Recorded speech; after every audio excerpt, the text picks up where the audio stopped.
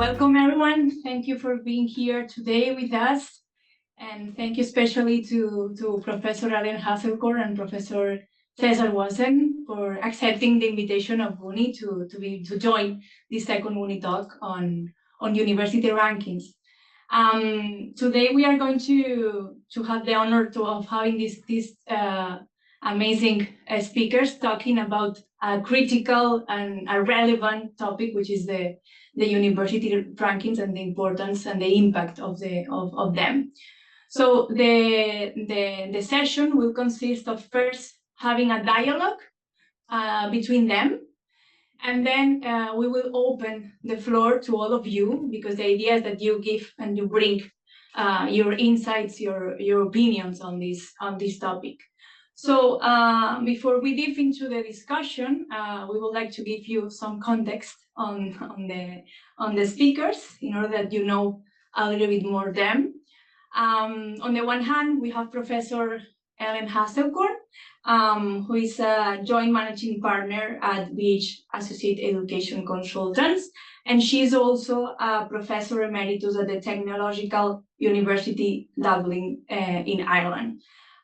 She has been a policy advisor and a board member of the Higher Education Authority in Ireland from 2011 to 2017. And she has been also a consultant through the OECD. She has advised international organizations, governments, and universities for over 20 years, such as the European Commission, the OECD, the World Bank, and UNESCO. And Ellen is also recognized for her writings. You already have some of them because we have sent it by email, so you can easily access to some of these writings.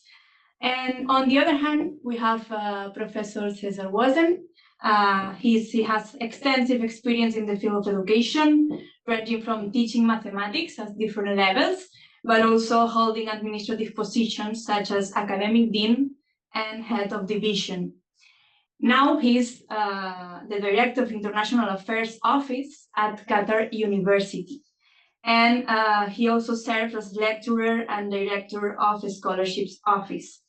Cesar's interest in rankings, academic accreditation, and student assessment is backed by an extensive experience, both in teaching mathematics and statistics, but also in whole school accreditation.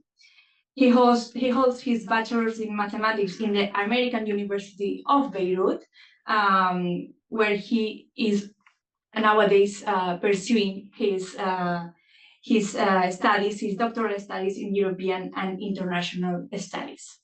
So thank you both for being here and for your extensive experience in higher education. So without further comments, we are going to go to the discussion. The idea is that we first start with a little bit of context of university rankings. So to answer the question how and why university rankings emerge in this context of globalization, we are also going to tackle the question of why it is important for today's world, which is at least going deep into different topics such as policy impacts, academic implication, data collection methods, social implications, and quality assurance, among others. And finally, given the diversity of the regions and the countries represented here, we thought that it will be also important to consider how these university rankings are applied to different regions in the world. And of course, as I said, after that, we are going to open the debate to talk about the future of university rankings and the alternatives of them. So thank you again, and whenever you want, you can start the discussion. Okay, thank you very much. Maybe I'll start off, and I want to thank GUNi for setting up and organizing this webinar, and welcome to everyone around the world, a very wide representation of people who are signed on to this webinar.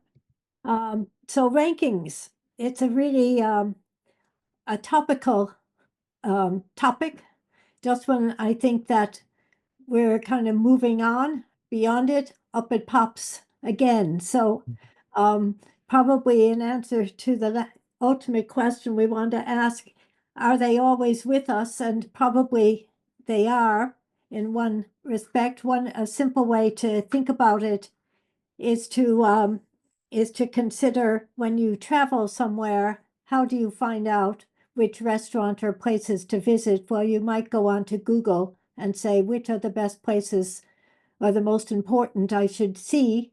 And up pops a simple list of, well, go to these top 10 or visit these restaurants. And so rankings have become quite important. I think it's important to put them in context. They emerged really around the time of the millennium. The first rankings, the Shanghai rankings in a pilot phase, emerged in 2003, and then since 2004, we've seen this mass expansion in rankings. The Shanghai, the academic rankings of world universities, the Times Higher Education, QS, but upwards of maybe not more than 20 other international rankings, and then a wide range of national and regional and specialist rankings by all kinds of organizations. So they have taken on a huge role in higher education and in policy debate. I think that timing is interesting because it was really the acceleration of globalization, and in answer to also a complex, well, not really a simple question. How do I know which is the best university? How do I know which institutions are better? And you can imagine that as a reasonable question that governments would want to know, that international students would want to know, that companies seeking to invest might want to know. And arguably, you could say that there aren't or weren't other sources. And I can speak to this later, and there still are not alternative, comprehensive databases that are publicly owned. I stress publicly owned for the public good about higher education, and that remains a big gap. But in that, they arose to effectively and have been nurtured really in response to public demand for transparency and information about higher education that neither the institutions nor governments have been able to meet on their own. UNESCO does provide some information in a limited kind, and OECD provides information in that sort of sense. So people want to know some basic information, which are the best universities, where will I get a better return, what can I expect from graduates, which one, and so on. And that has spurred, as I say, a big rise in rankings and the role that they play. I can say more, but I'll let my colleague Cesar come in if he'd like to come in at this stage. Yes, thank you, Ellen. Coming back to your first point about the restaurant choice and anything else, I remembered my first encounter with US News, where I was asking the guys, how did you think about doing a university ranking? And then they said, we have rankings for cars, for best car, for best. Then I said to myself, is it really applicable to academia? Like, if I buy a bad car, I may rant, I may return it. If I eat at a bad restaurant, I might have indigestion, poisoning, but the next day I'll just be better. If I send my kid to a school based on ranking, and he spends like 3 or 4 of the worst years of his life and gets away with a very bad degree, that's not the same. It's not really applicable there. So basically the context of rankings is also that, yes, initially they thought that they were doing something similar to ranking a restaurant or a hotel or cars, but ultimately they did not take responsibility of the extent of the context they work in, which you just displayed beautifully, Ellen. It crosses along our lives, not only, and more importantly for most of us, the lives of our next in kin. So it's something that is really not, the context that I'd like to work with. And I want to come back to when I started this as a mathematics person, because that's what they thought. The context again is also related to the things that are being discussed, thinking that it is the deep statistics and very well thought of indicators that might give an answer to what's the best university in this field or that field, or any other aspect. And then you just look at it and then you say you don't need a mathematician for that. You just need Excel sheets, basic calculators, and you can do the same. So as you said, the context started with a need for the market to know, basically to benchmark and to know what is better than what. However, as you said, also we will discuss later where it ended up and what the effect of this is. I'd just like to add the context of the Arab world, the region where I come from, which is a region that lacks data. And by lacking data, it even increases or skews even further the impact of rankings, because they are the only source of data, and they were for a long time. They still will be, sadly enough, the only source of data. So again, the context in the Arab world is based on the fact that there is absence of data and the need for someone to give this data. This big data companies now are providing this context. So I don't really have a lot to add on this specific contextualization of rankings that you gave, just some fine tuning related to our perception from the region, that I think also with the variety of people we have on board might match African needs and maybe some parts of Asia. Okay, so I mean, yeah, so to come on, I think that the information issue is a good one, a good issue to raise, so we can come back to that. But there's also that issue of what constitutes one of the fundamental challenges about or problems with rankings is the way in which is the use of indicators and the way in which best or excellence is defined. Yep. And so essentially what we've got is a set of indicators chosen by the rankers themselves. I think it's important to note that there is no internationally agreed definition of excellence. That's because we have an increasingly diverse set of institutions. We have an extraordinarily diverse set of learners of all ages, of all backgrounds, of all circumstances, and all ambitions. And that spans across research universities, higher technical universities, polytechnics, vocational, professional, and even in that institutions that are regionally focused and so on. What I call a multidimensional set of different types of institutions. So what's happened is that we've got this definition of excellence according to what rankers think. And so the question I often ask is, are the best universities those that focus disproportionately on research, or those that focus on student learning and student outcomes and how graduates perform? Are they those that simply looking for a global reputation, or those who encourage and work with their local communities, or are engaged civically and responsibly with wider society? Are they those that just use those indicators? Or are they those that, have a mission that goes beyond this narrow set of indicators?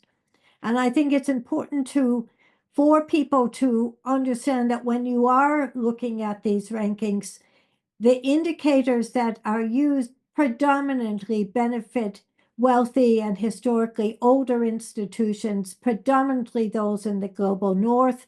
That's a feature that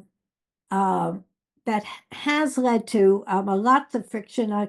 Again, a point to come back to, but they are predominantly those institutions. And in that sense, they also tend to measure, predominantly they measure research and reputation. That's predominantly what they look at. And they also measure things about, they have student and faculty characteristics, they may use student surveys, but we also have to look at the very large literature that underpins these approaches to measuring.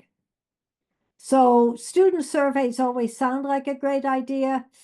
They're a bit uncertain as to the quality and the information you get out of it. They often use peer assessment. So QS will often send round, and THE does the same, and you might receive an email saying, which do you think are the best universities? Well, the problem with that is you only know the universities you know. You don't know you don't know other universities in other countries, in other regions that are probably as good, if not better, than the Harvards or whatever, depending on what you're looking for. But those are the ones you know. And likewise, the same kinds of questions are asked as businesses, but 90% of the businesses in all our countries are SMEs. So the only companies that can answer that question are large corporations, who in turn now use these rankings for hiring. So there's a lot of what you might call methodological problems with the range of indicators and the self-appointed or self-chosen weightings that are assigned to them.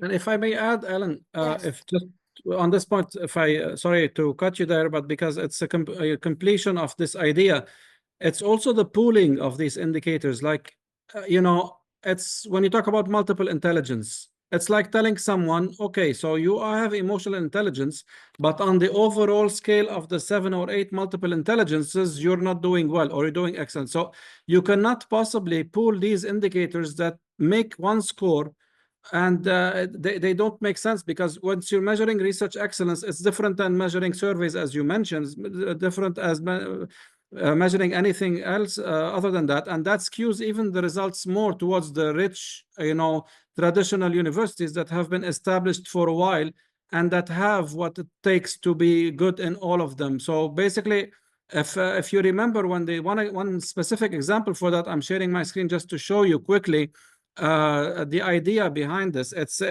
sarcastic, but that's what it's all about. It's basically when they issued the SDG impact ranking by Times Higher Education. So basically, you're measuring every single SDG. It's fine. You're just measuring how each university is doing in every single SDG.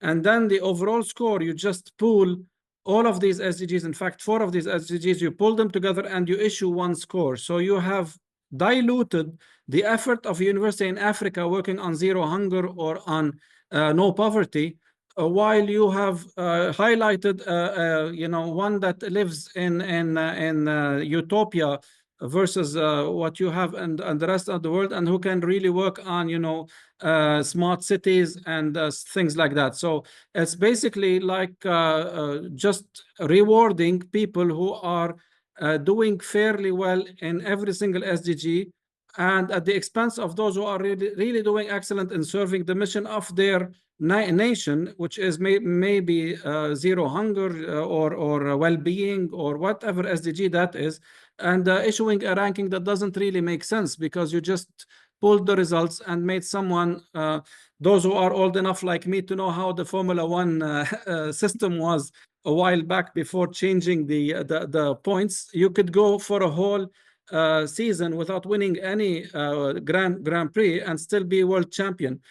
So this is basically the idea that they give you. You can be mediocre to good in 4 SDGs and be #1 in the overall ranking, while this disregards the fact that you are doing an excellent work on your mission, which is to eradicate hunger, and not being reflected in the ranking. So I might share my screen as well with the idea of just, these are my kind of basic about the weaknesses, just to put them up here very briefly. So first of all, there's no such thing as an objective ranking. That's important to know. The evidence is never self-evident. The measurements are, as I said, they're based on the value judgments of the ranking companies, and they operate in a quite an arbitrary manner. So that's the first thing to say. The second is that the indicators are not value-free. So each one has a weighting to it. How they're weighted, they reflect these different rankings, and the methodology changes quite frequently. You notice on the rankings, so I'll come back to strategically dealing with rankings, but they change annually. They may change in little respects about the weighting, but it can have big impacts on the institutions. Thirdly, you've got this notion that, sorry, my little arrow, but this idea that there is a single model of excellence. I've already mentioned that, and so has Cesar. There is not a single model. There are wide range of different institutions, and we have seen where these excellence initiatives can effectively try to pigeonhole institutions and indeed countries in a narrow direction. Arguments about whether or not you can reduce academic quality to a set of 10 or even 15 metrics of varying dimensions, and that it encourages, as I would say, ultimately perverse behavior, that is chasing rankings, which then in turn have serious implications both for a government in terms of how it spends its resources, on institutions, how it disperses its resources and its funding allocation models, on academics, on appointment procedures, on recruitment, on student choice, and a wide range of issues that have now arguably had serious impact on many countries and how they look at their system as a whole. Yeah, I totally agree with you on this. And the idea is that no, there is something that is very important about these indicators, as you said. It's that they never were adapted to a market that goes beyond the Anglo-Saxon way of evaluating institutions. It's not that this is a bad way, but it is very good for Anglo-Saxon universities. Just applying it everywhere else in the world is creating some twisted. I think we jumped already on the next section of our work, and I'll tackle ethics in academia if I want to follow the agenda on it. And especially in the Arab world, we are seeing the impact that you were talking about on how nailed these governments now, not only institutions, are due to the expansion of rankings and becoming these big corporations and big companies that are definitely for profit. So from moving from rankings, we put it in the way that rankings at some point were enablers for countries in the region, because they in fact they had two main important things for us as an international affairs office. I should not be worried about rankings. However, in the Arab world, it is very useful for as a catalyst of policy making for international mobility, and as a source of data. This is how it is. That's why they were enablers. So basically, we had the same issues with the methodology that you mentioned, but we accepted it. We said, okay, we will keep on arguing with them about the change in methodology, making it more adaptable, but it's still very useful for us to use these rankings. Lately, the issue became a bit, ridiculous. We are not anymore facing problems with methodology. We're not competing with other institutions. We're competing with countries, with governments. especially in the region. These companies have moved from being, bothered by Ellen, by me, by individuals. I see a lot of the big names here on the on the chat, also on the as participants who are ranking, critiques.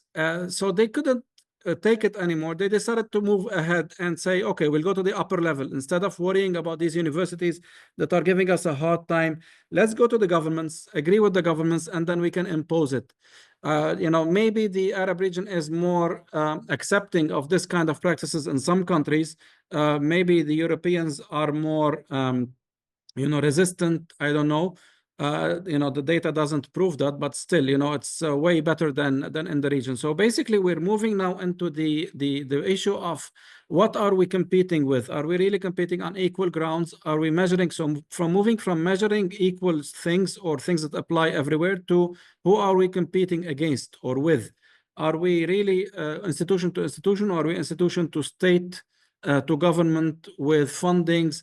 And this is starting to create big issues in ethics. I will let Ellen start by talking about that. I have some examples for you that are from the region, but I just wanted to move on to the bothering part that I have in terms of being an educator and in academia, which is the big ethical issue that rankings are starting to cause in our region. And I think it relays, and I will want to hear from the participants.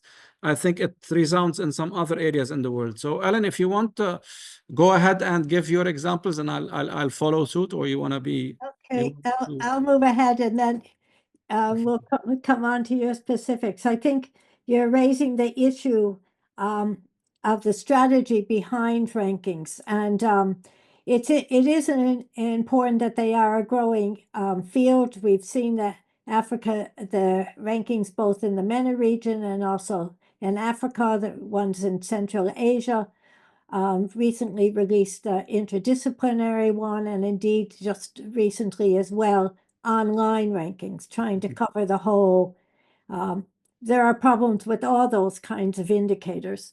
The issue isn't, at this stage, I think the rankings coming out in your various regions, I think you probably should see them more as a teaser, as what I call a grooming instrument.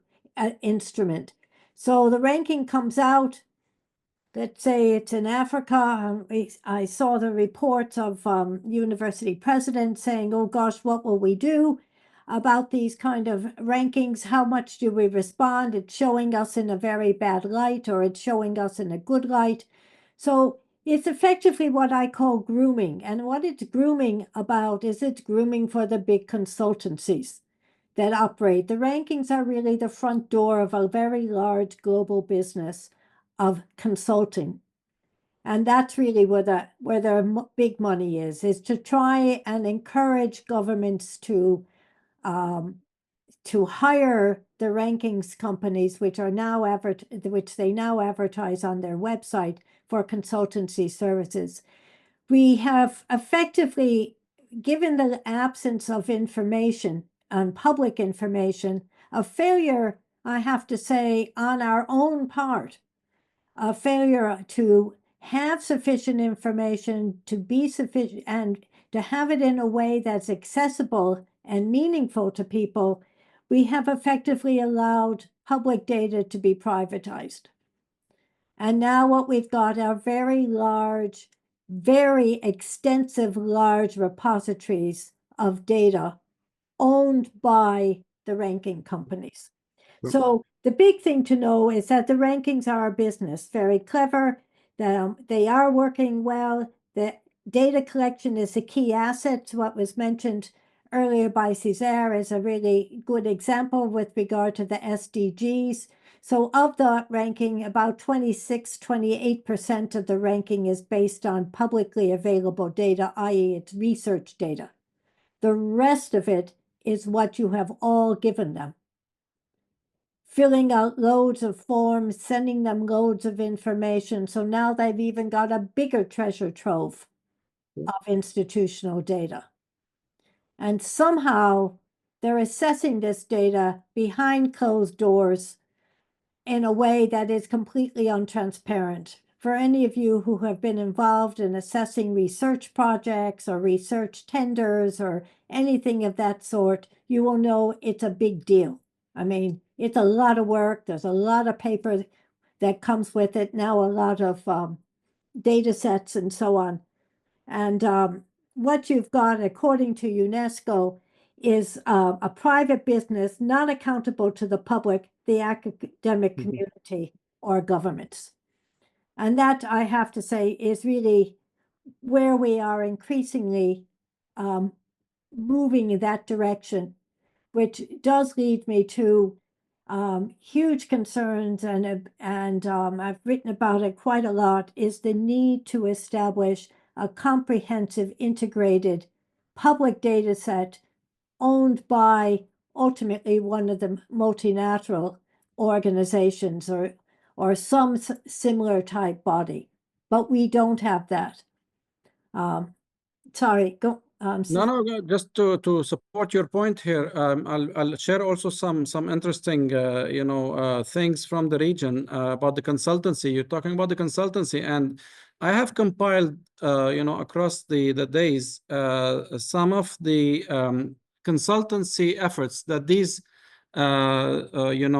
companies are doing with governments, and better for me to share in presentation mode just for you to see the impact.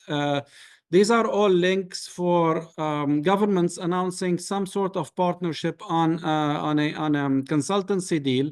The idea is to either, and I'm stating what is written there. You can just go there and see.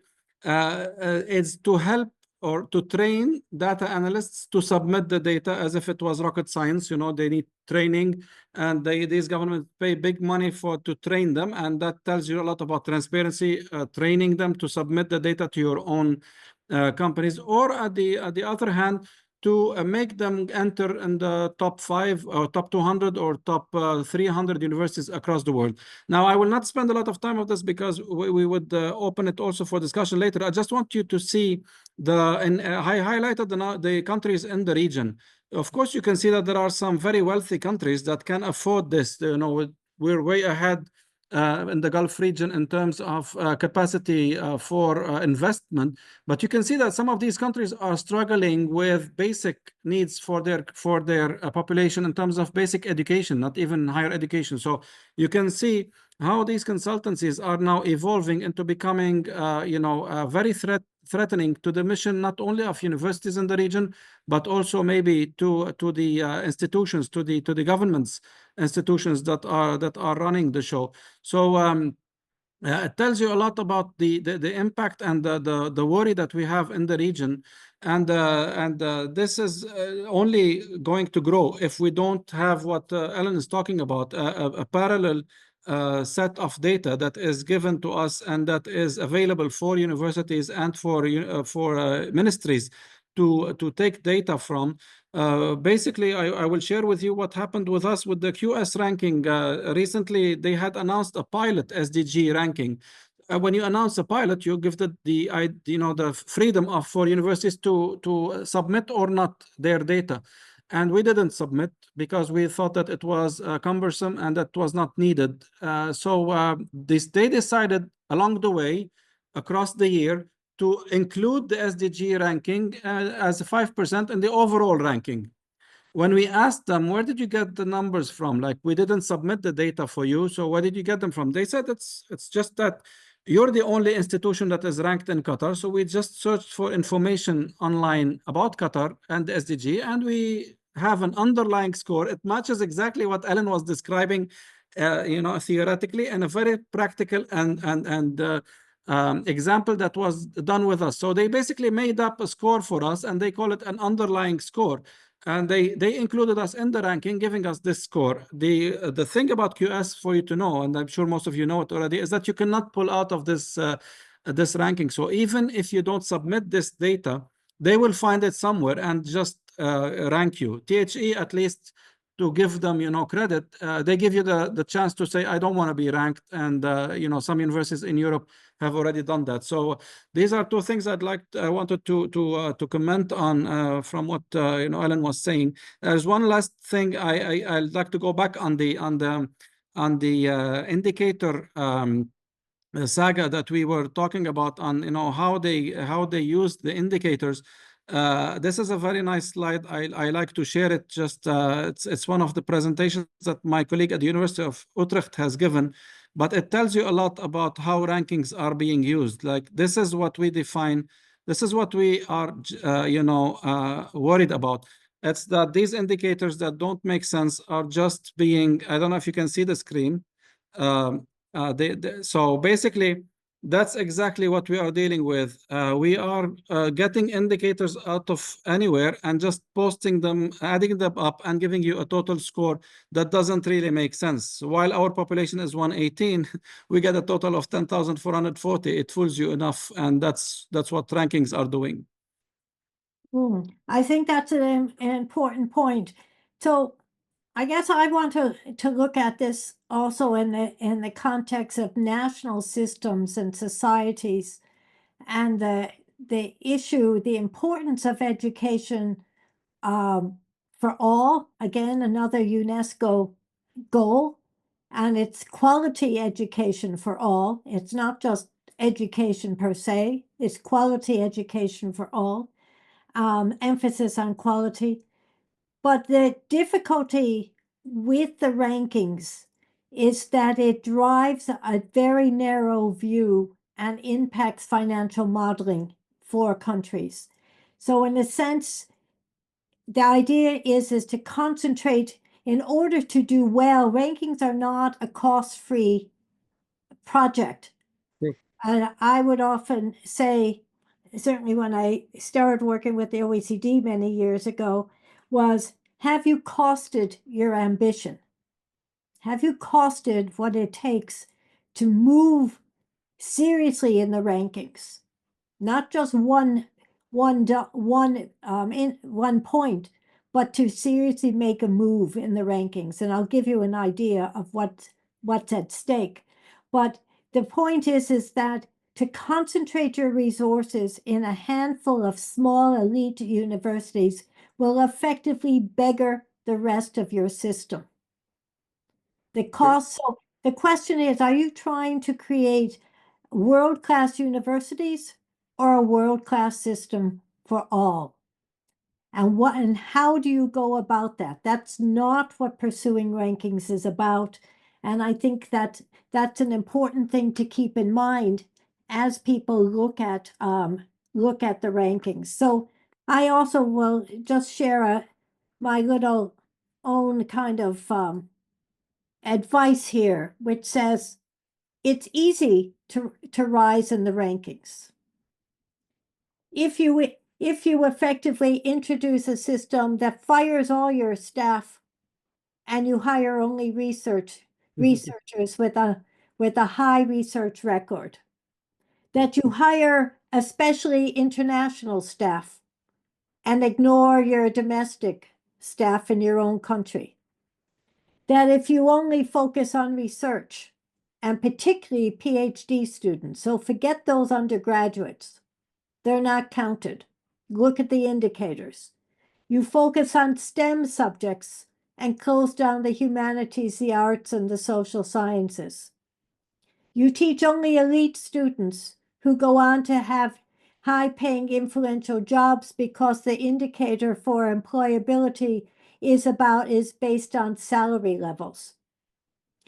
As I said, you teach mostly postgraduate students. You recruit mostly international students because, again, there's a big indicator which is about the percentage of international students vis-a-vis domestic students. So there's all kinds of things that you can do. Publish in English. I use your funding within your university to, as I say, reward high achievers and identify weak performers and get rid of them. Change your mission. Have endless resources. So those are the kinds of steps that effectively universities need to take to move in that direction. And that affects universities wherever they are in the world, whether they be in the global north or the global south. in that sense, all universities, because there is an honest and a clear interest in being known, of setting up partnerships, of international mobility, of exchanging research, of engaging in research, and all these things. And unfortunately, what has become a key factor of the rankings being perhaps an indicator of whatever of excellence is now being used as an indicator, a criteria for lots of things. Will we partner with you internationally? Will the government give you a visa, depending on which country which university you've graduated from? Will we invest in your community, depending on the ranking of the university nearby? Will we hire you? And you could see from companies' perspectives, this is an easy way to sift through the range of applications I have received from my company and this position. Let's just see which of these universities are in the top 100. But there are 21,000 universities at this moment listed in the WED, that is the World Higher Education database, which is run by the International Association of Universities. Ellen, I want to add to what you were saying, but this slide that you showed reminded me also of something that you are well aware of, having worked in the region. It is the mission of universities that is being threatened by all of these. For instance, you are telling this national institution that should be inclusive to all its nationals and maybe expats that, if you take those who are really good only, you will do well in the ranking, and this is your only option, while it is not its mission to do that. I was looking at the Africa ranking because it was the latest that was, I was worried about the African continent being the latest, victim of rankings, having gone through the, being ourselves the, a milking cow for the rankings.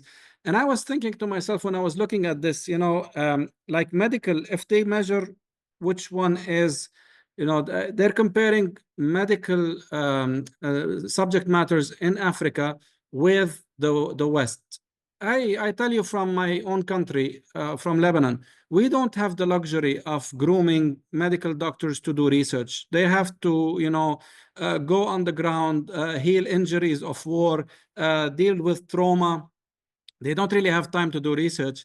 They don't really have time to go elsewhere and have, things on top. So if does it measure responsiveness to community needs? Does it go deeply into the breadth and depth of clinical competency of these teachers? Primary care, does it do anything to primary care? Does it really measure this doctor who is like one doctor on 3 or 4 villages that has to go over? So if I say that this university is providing an education that is not as good as a university in the West, what am I telling this university? Forget about dealing with your day-to-day problems and go do some research so that you can compete with the Harvard or the Johns Hopkins. It's not. This is what it. This is the message that is being sent there, and this is how critical it is from our point of view. It is that at some point, and it is happening. It's sadly happening in most of the countries here. And we will talk later, maybe if we have time, about some of the scandals that are in the region, where they just forget what is the raison d'etre. Why are they even a university in a given setting? And do they really need to worry about those? Another thing to finish so that I don't monopolize the time. You were talking about these big universities, these elite set of universities. Those do not care about rankings. They do care about, when they go out, they say they don't care, but I'm saying that they will still get their funding and their students, whether they are in the rankings, because they will anyways be there. If you look across the rankings, the top 100, especially the top 20, you don't see any movement there. It's like very, very little movement there. And these are well-established universities. So why would we want to compete with them? Why would rankers want to target them? Anyways, they don't really invest money with the rankers. Those who are investing money are the ones in the lower tiers who are aspiring to get there and who will never get there unless they do the cheating and the gaming that is being done.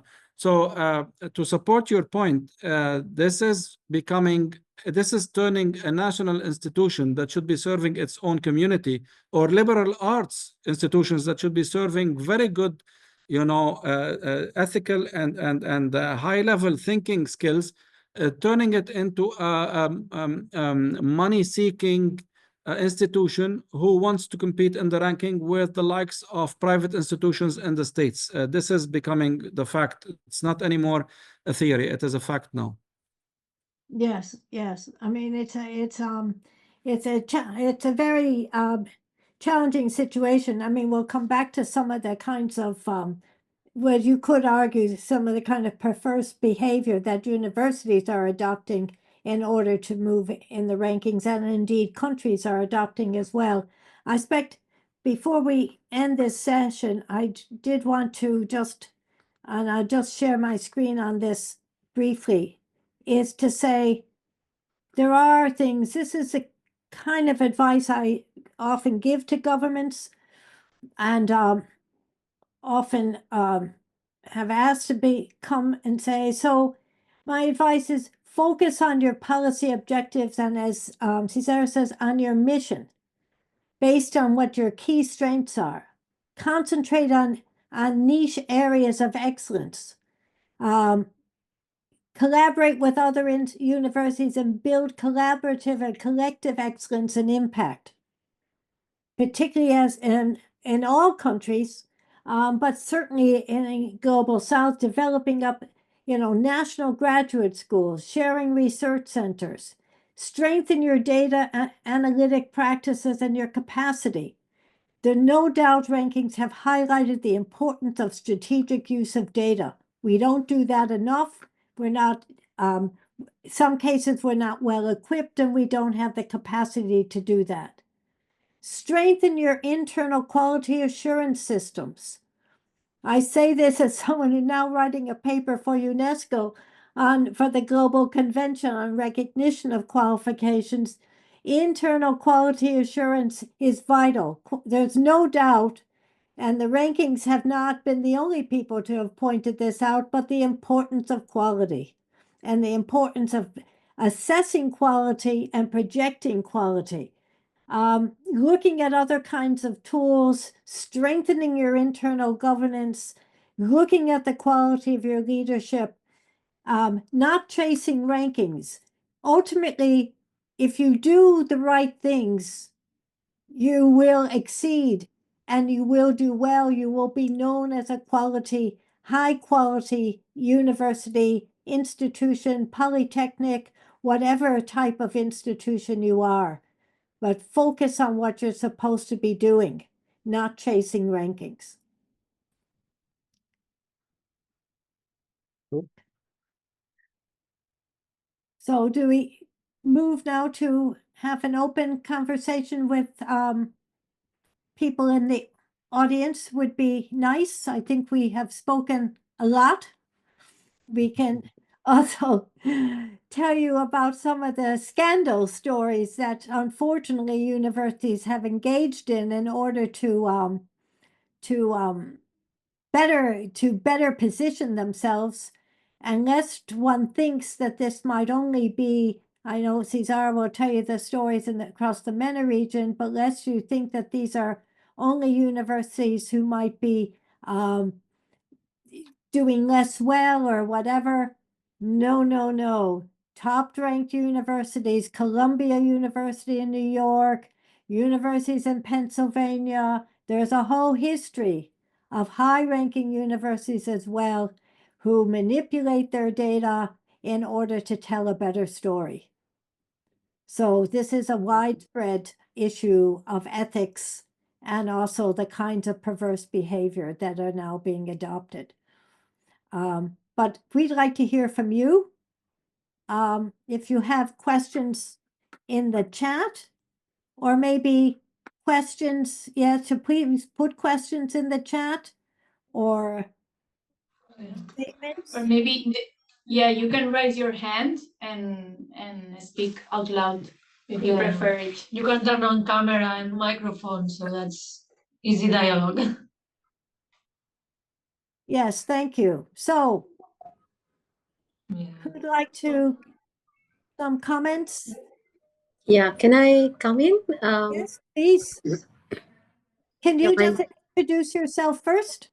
Yes, my name is Neeta Inamdar, and I'm from Symbiosis right now. I'm representing Symbiosis University here in this meeting, and very happy that I think there's a concurrence. That's probably the reason why there are not many questions as such. Probably there's kind of a concurrence on what both of you mentioned about the problems that we're all facing in terms of rankings. So this all not only the global rankings, but as you also said, there are also national level ranking. In India, we have NIRF, that's a National Institutional Ranking Framework, in which at least they have tried to bring down the perception element to 10%. But nevertheless, the listing, most of the other parameters remain something comparable, except that there is one particular parameter which I think makes sense to have in a country like India is a community engagement. So so that has been added. And another thing is, so now what happens is, as Cesar also said, the state gets involved in ranking whatever the policies that it's coming up with. It tries to put that in the ranking framework so that almost everybody aligns with that for the ranking purposes. Of course, some of them are very interesting because the government of India is also trying to bring in more women in STEM education, and they are trying to use that. They have put that as one of the parameters in the ranking, so as to encourage a few institutions to have more, at least for the purpose of ranking within the country. So it's become that way. It becomes kind of a double-edged sword. So sometimes it is used for particularly the very fairer objectives and the policies that the state may drive to use it. But globally, as I think I very much concur with what both the scholars here, Cesar and Ellen, try to bring to the discussion, that they are highly, highly problematic, creating more of institutional isomorphism and creating this kind of an unusual pressure on almost all stakeholders of all universities, all of us.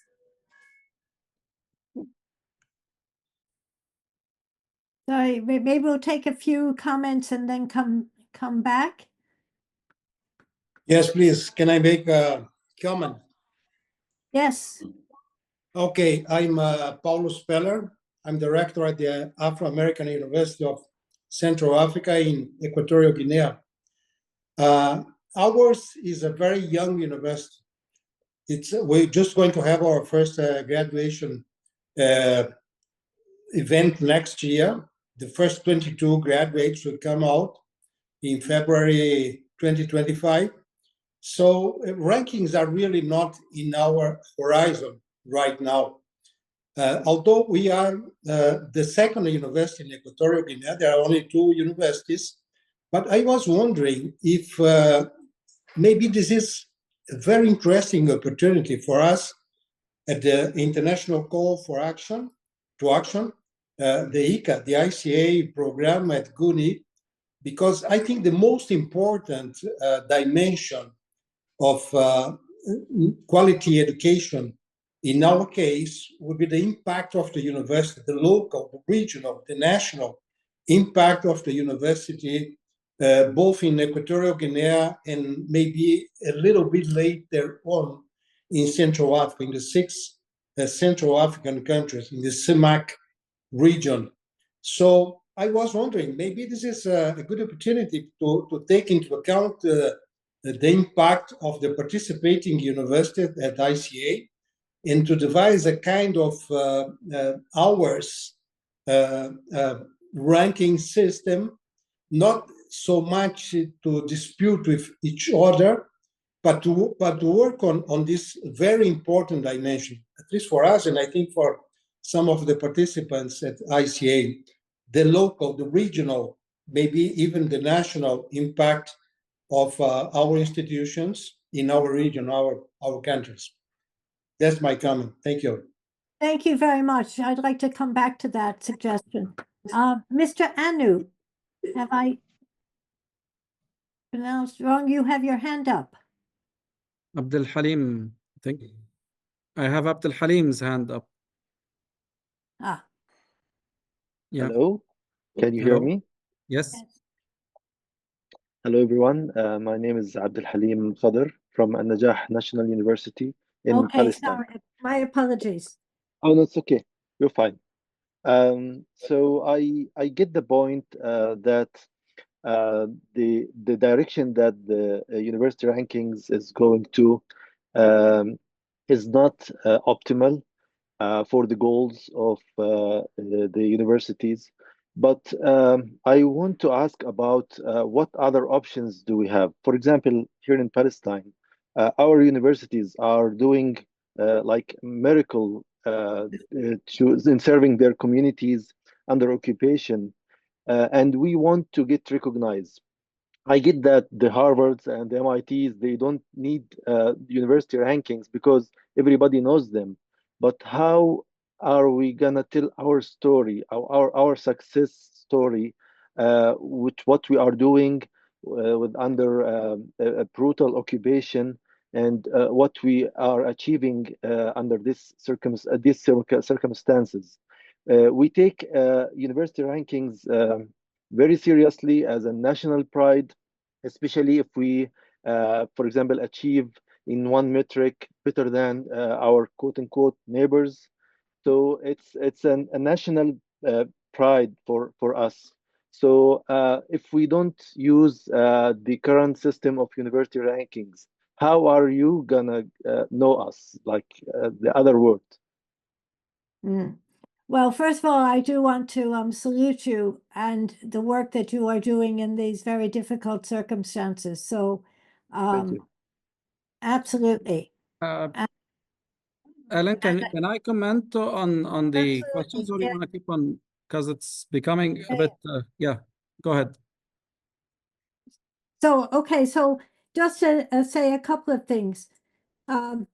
And I guess they're all related to a kind of an issue, whether it was the case in India or Equatorial Guinea, or in fact, with regard to the case in Palestine, is how do you measure achievement and assessment and promotion of all that? I guess a couple of things. First of all, it's not uncommon for governments to use some forms of performance indicators. I mean, I'm not particularly against them per se as a way of, you want to get more women in things, you want to encourage greater collaboration. But all these should be done within a national framework, is my general view. What are you trying to achieve at the national system level? And what kinds of efforts should we get to do that? I think one of the difficulties, I think that both Cesar and I have pointed out, really is that the indicators used by the rankings are not necessarily related to the objectives or your mission of either your system or your institution. Someone else has chosen these indicators. Someone else has chosen that process. And the question is, are they aligned with what you're trying to achieve? Or are they perverting that? And so the issue then is as mentioned, about national impact in the case of Equatorial Guinea and also Palestine. How do we measure and promote that? And I think that's a really important aspect. I mean, there's no doubt that those kinds of things are important. How you measure them and reducing it to rankings is very complicated because they're very difficult things to measure. They're not simple. There's no simple solution. But one of the things that could be done, and maybe GUNi would promote this kind of things, benchmarking, different kind of peer assessment, peer benchmarking groups, helping universities to develop, looking at the ways in which sharing experiences it's not the same. I get it. It's not the same as being on a ranking, but there are other ways to promote yourself in the region or even amongst international students that people want to look at. It's just to be careful of the perverse implications, the perverse impact of rankings on what it is you're trying to do. It will drive you in a different direction entirely. Cesar, did you want to come Yes, in? I just wanted to the couple of questions that were given on I think Nita and Paul about Paulo about the regional or national ranking. I always would say national is definitely the more you narrow down the ranking, the Yes. more you know about what is specific for you. This is definitely, no matter how wrong the Indian government can go, Nita, it's still better than the ranking agencies. You know, Ellen just quoted the UNESCO defining these ranking agencies, and you cannot hold them accountable. In an ideal world, of course, we know that governments play you can hold your government accountable somehow, or you know that at some point it's a consensus, so they know what the whole country needs. So you can accept that, but you cannot accept that a ranking agency who is for profit dictates to you what is good for your country. One of the countries in the region contracted QS and THE to help in creating its own national ranking. You know, why would you get an international or especially a UK a company to help you create your own national? You know more what a good university is at the national level. You know more, or regional, Paulo. You know more what your mission is. If your mission is to appear or to start as a young university to appear on the ground, there is no harm in participating in events. Rankings have very good events. They have very good visibility. It's very good for PR. There is no harm in doing that. But you have to know what you want from these rankings. And this will lead me to the answer on what is the alternative. At least what did we do? What did we decide to do? We're not preaching and we're not telling people, pull out of ranking. They're not good, because we all know that it's a context kind of things. You cannot, deal with rankings in the same way, whether you're at Utrecht, Zurich, or Qatar University. And the question of Abdul Halim, I'll come back to this alternative quickly. Just to answer Abdul Halim, ranking agencies are definitely not the place for Palestinian universities to seek appearance. And I posted something I posted on LinkedIn a while back. As soon as Russia invaded Ukraine, ranking agencies decided to boycott and to kick out Russian universities from the rankings. You've seen, I posted that post 8 months ago, less than a year ago. 84 faculty members killed, 4 university presidents, 80% of universities put down in Palestine by Israel. Nothing has been done. We are at 700 plus now. So double standards are there. You cannot, definitely with ranking agencies, this is not your way to appear on the international market. You cannot compete there in the rankings. Don't spend your time on that one. You're doing a great job.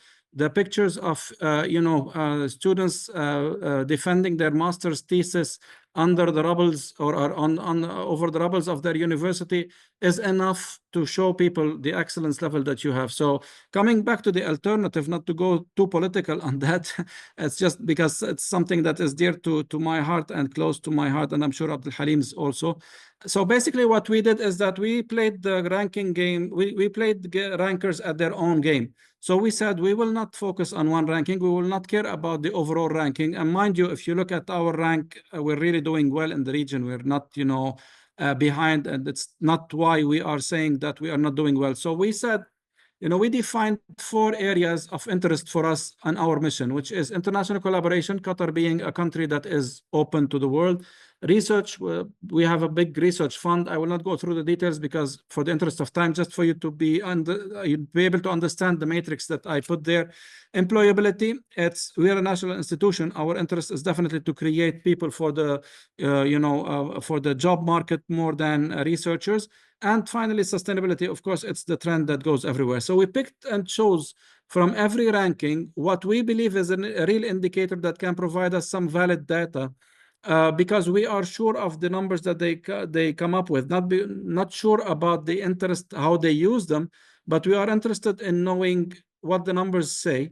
And then we cross-match them, and then we say, you know what, we've been, ranked in multi-ranked in the top 25 in international collaboration. It matches what we have as scores on QS and THE. So there must be something good we're doing there. Let's dig into that. Let's validate that from our international affairs team. And then we can go public and say, we're really good at international collaboration. We have data for it. We can support it by data. The citations per faculty, again, but not alone. It's not a unique indicator of excellence. If it is, I know Alan has a point of view on that. I've seen your point of view on the previous interview with GUNi. So we combine that with other elements that show research excellence, and we don't come up with research excellence statements unless we are sure that it cuts across 3 or 4 indicators where we show some excellence. Then we can say, yes, you can announce that we are really doing well on those. And, I will not continue with the matrix so that I don't waste your time. It will be shared, I think, if you need that later on. But the idea is that you can create your own ranking if you want by using, we don't have the tools. The idea, what I'm telling you, why I don't know what ICA is, but if I understand well, don't create your own ranking. You will need big resources, and these guys are way ahead of us. They're big data companies now. They have a lot of data, so just use and abuse of the data that they have. They took it from us. Let's let it's payback. Let's use whatever data they have. We know who is gaming these data, so we can, just say, okay, this is an extraneous value. Just kick it out of here.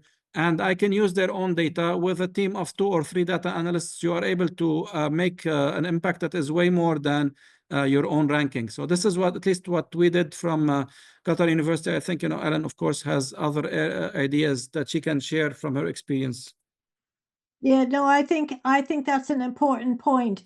And if I just put up a slide that kind of speaks to the same kind of issue. This is my do's and don'ts slide, which is don't change your mission to conform with rankings. Universities and colleges, it's important that they have clear purpose and objectives, and a mission, and that's really one of the most important.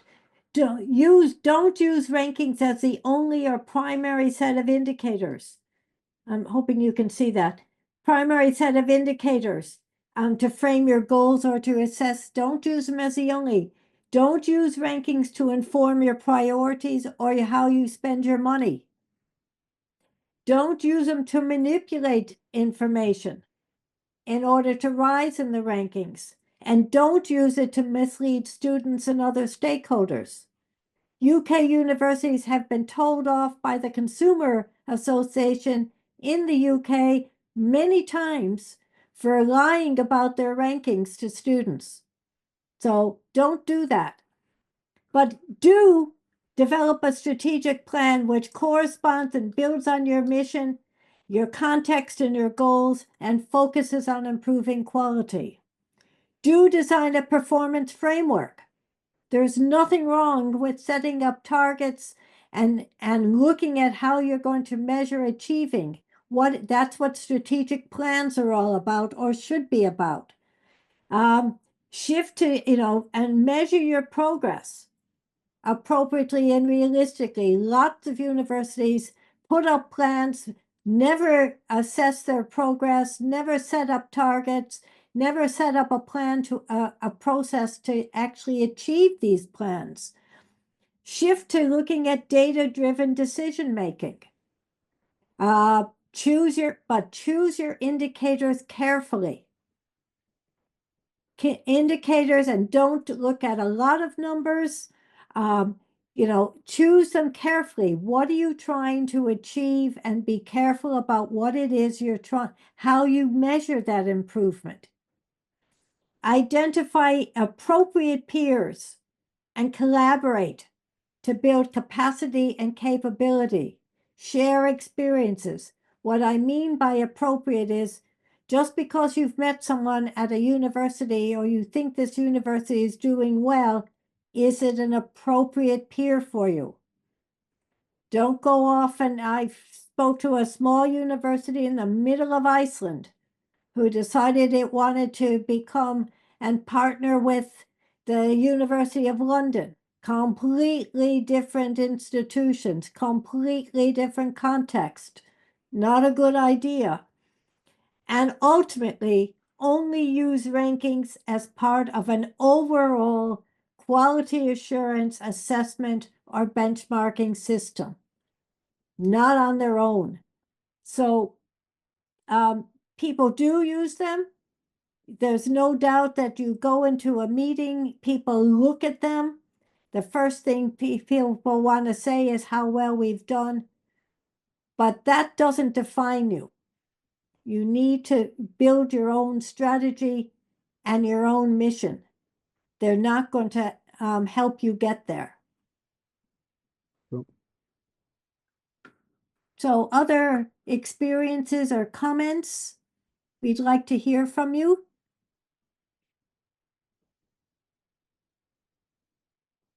I think one of the difficulty things is, and again, it is a question that many countries have asked, including Cesar's home country, is how do we project in the rankings in order to recruit students?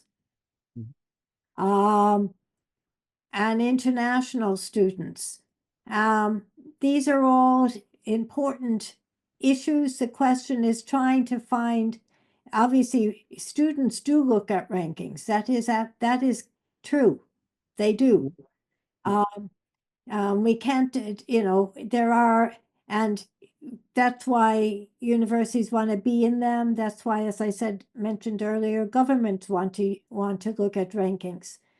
But it is also a question of looking to see how well you can maybe collaborate at a national level, promote the system overall, promote partnerships, promote other ways in which you are doing things in the region that makes it important for you to come to, particularly for institutions in perhaps less well recognized areas.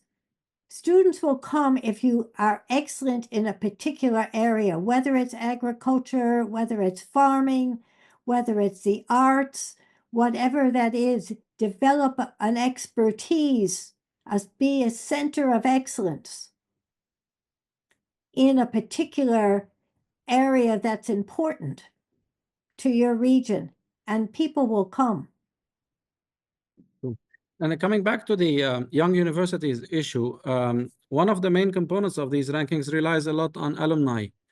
So basically, this is also, you're already starting from a very, bad point, because you just said, Paolo, that, for instance, you just had your first batch. So by the time these people get, if we go to the Shanghai ranking, these are not only alumni, they have to be alumni with an award, some Nobel Prize, something like that. That tells you, that directly rules you out. It throws you in the elite part of the rankings. And the Times Higher Education and the QS, it's also about the alumni. Basically, they can help a lot in the surveys that Ellen talked about, and think you saw what surveys can do to universities. So unless you game the system and able to get some good response. Usually alumni are the ones who fill the survey, because as Ellen said, they have to know the university. So basically the employer survey that QS uses, or the academic survey, unless it reaches to someone who really was at this university, or who knows someone who hired someone who was at this university and is good, they will not vote for you unless they are either paid or they are doing something other than that. So young universities also need to carefully look at the indicators, as we both shared now. Maybe alumni, any ranking that has alumni in it, it will not be useful to you. It's unfair that you compete there. That's what I was referring to when I said they pool all these indicators. So if you were maybe measured on the impact that you do on the society around you by eradicating poverty or illiteracy, you would be number one worldwide.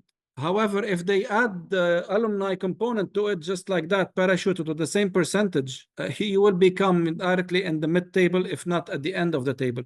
So, you know, design your own ranking for the beginning, but there is no harm in investing with some, you know, PR marketing material, as long as you are well aware that rankings are for PR specifically only. If you are true to yourself by announcing specifically what is it that you are really good at, and not by being blurred by what they will rank you on. Again, I will share with you some ideas from the region. The online ranking Ellen mentioned, it ranks a university in Syria as a bronze medalist, while this university itself had announced last year that it is reverting to pen and pencil because there is no electricity and internet to be able to continue online learning. So the university itself is telling you, I'm not teaching online, and you are able to rank it somehow by some, underlying score somewhere as a bronze medalist in a specific ranking of yours. So this tells you a lot about what we're dealing with here. That's hilarious. That's hilarious. Yeah, I mean, this is a problem. They are fishing. It's a fishing expedition for money and business. It's fair to say these are important areas. Equally a similar issue on the new interdisciplinary research one. There are no definitions around interdisciplinary research. It's a really complicated area. So with a lot of these things, it's very difficult to come up with simplistic solutions. The issue around alternatives, well, it's difficult. So there's a proposal about developing your own, which it corresponds to my view, come up with your own performance framework, either at an institutional level, a regional level, sub-regional level, or national. What are those goals that you want to pursue? So in the Irish case, the Irish government has never pursued rankings. Yes, the university's goal, but it is not a national policy and has never been so. As I said to our minister once, I said, yes, it's important to know about it, but do not be a prisoner of them. And it has never been a policy, but the government does have a performance framework in which it is seeking to ensure that universities and colleges play a role in society, that learners have the appropriate knowledge and skills, that there's a support for widening participation, and we have very clear targets in widening participation to groups who have been left behind by the system.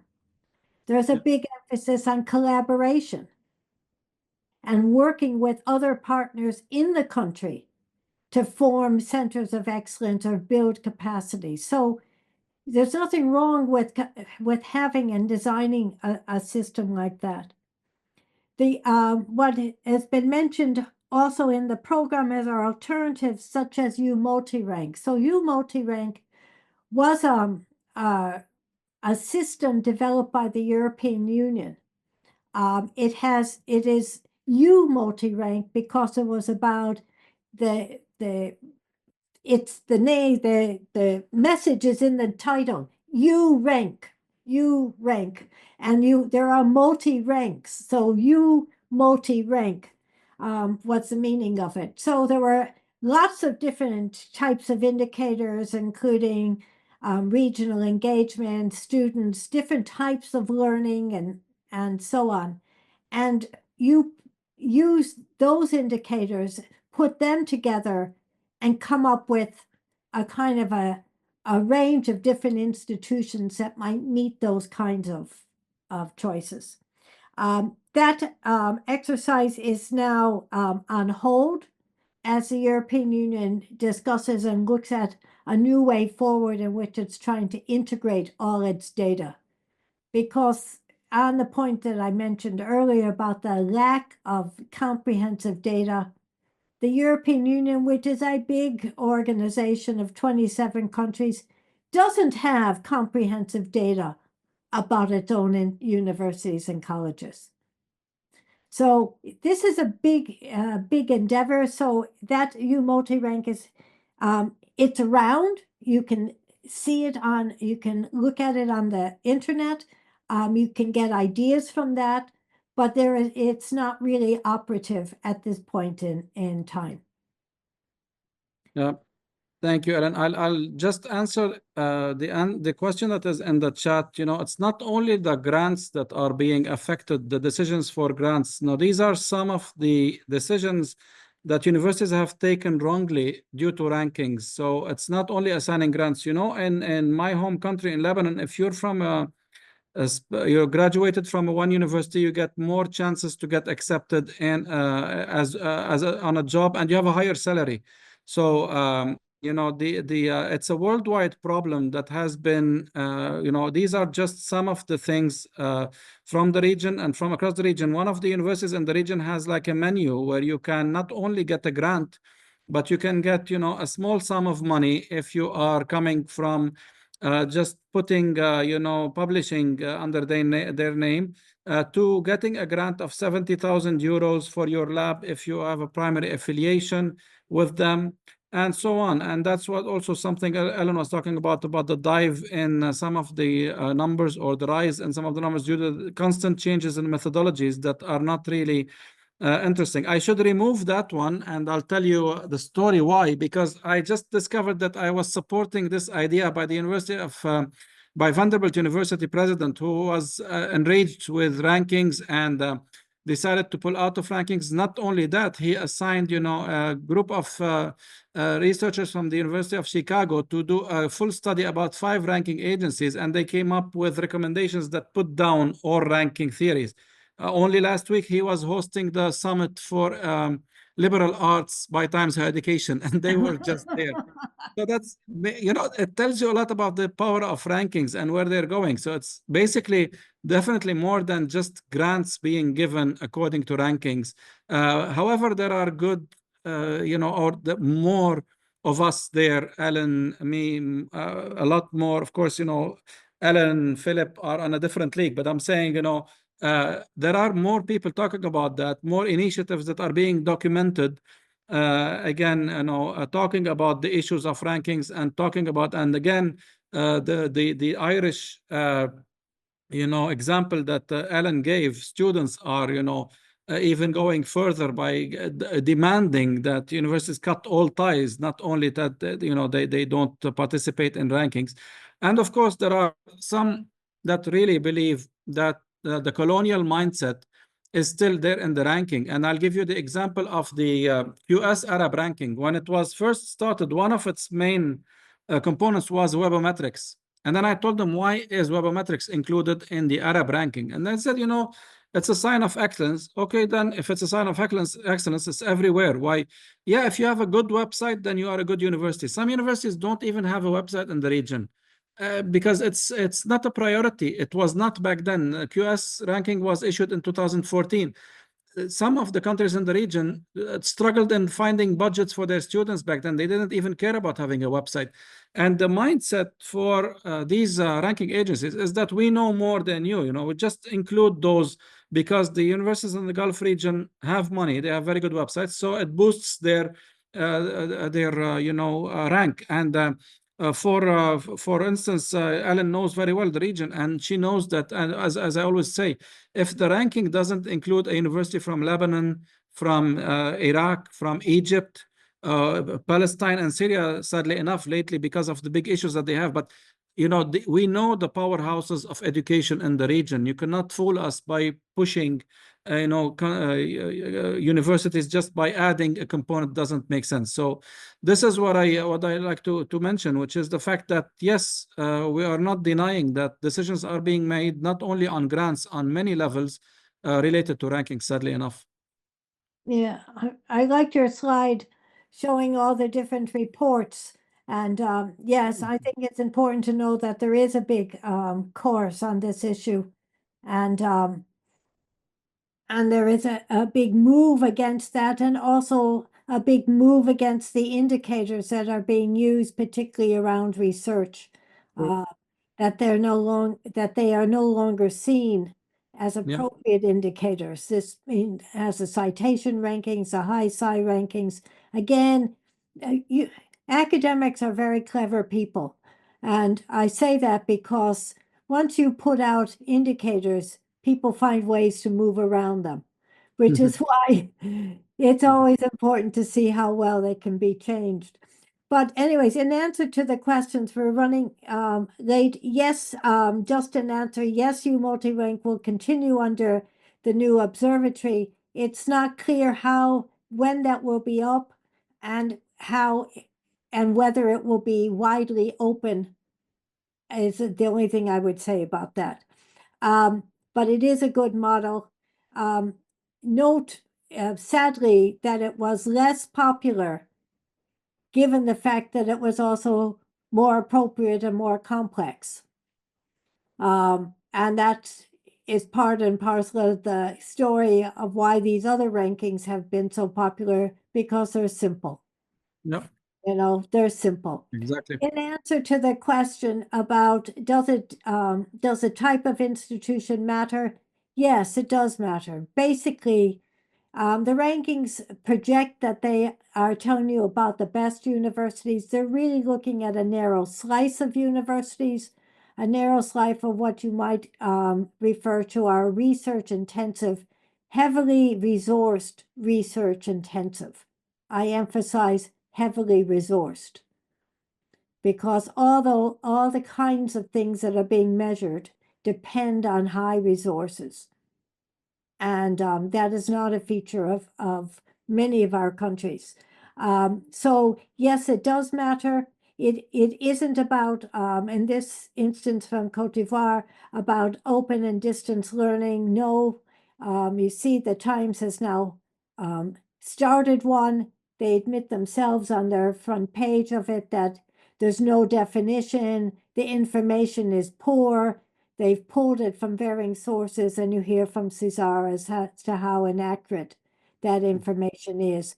Very difficult to measure some of these things about what it is that's trying to happen.